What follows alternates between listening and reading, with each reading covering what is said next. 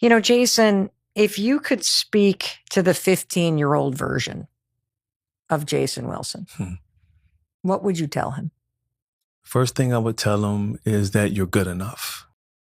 When you have so much trauma in your family, especially growing up in my community, you don't feel you're good enough. You look at society, the way you're viewed because of the color of your skin, your mother checking out, your father not there. I see little Jason in the field across from my home by himself, playing baseball by himself. Hit the ball, go get the ball. Hit the ball, go get the ball. And I would tell him you're good enough. And believe it or not, your parents love you. One of them is wounded with so much trauma that she can't release it. And the other one thinks his worth is in his work.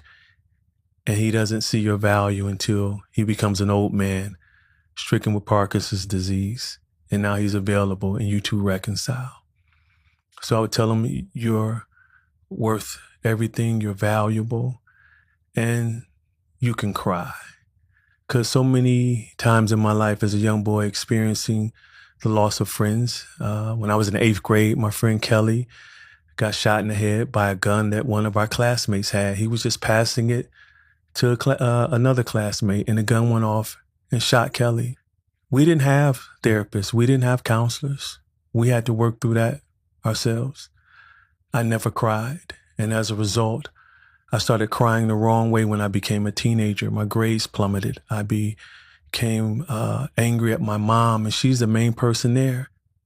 And I couldn't release it. So I would tell them you can cry, be human. And lastly, don't conform to the ways of this world.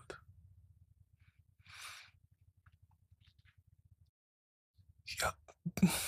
Excuse me. Be you. Live from the good in your heart, Jason. If not, it's going to lead you in areas where you're going to put your life at risk. I almost died 3 times trying to be something my heart was too big for. Like Tupac said, I wasn't a killer, but don't push me. And I tried to wear the suit of a thug. And I made an acronym for it after becoming a mature man, that thug is a traumatized human unable to grieve. And that's all I was. And I fit in and had guns to my head before mail. And I probably wouldn't be here if not for the grace of God. And so I would tell Jason to don't try to fit in. Follow God. Follow your calling. You're unique. Don't conform. And then you'll truly carve out your way. And in the end, Jason, you'll heal. You'll find freedom. Your father, you'll finally hear at the age of 37 that he loves you. And you'll finally get the affection from your mother that you longed for young, when she finally gets dementia and can forget all the trauma she's been through. It wasn't until my mother lost her mind that she could actually experience life, because she could no longer remember the trauma. So I tell them to be hopeful, become comprehensive. I love you, Jason. Love you too. And I mean that. I really do. And I think that acronym for thug, I think that there's more people than not who are traumatized humans unable to grieve walking around. And if you look at another person like that, you can see them with a whole lot of compassion, because I think when you feel unseen or invisible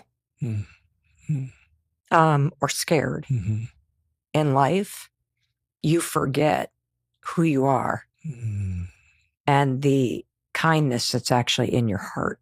Like, I am convinced that what's missing for most people is not the ability to change or to change your life. It's the hope that anything's going to matter, that despair and the unexpressed grief about all the things that you've experienced or haven't experienced is what keeps you from doing what you know in your heart you'd like to do, even if it's just saying to yourself, I don't want to feel like this anymore.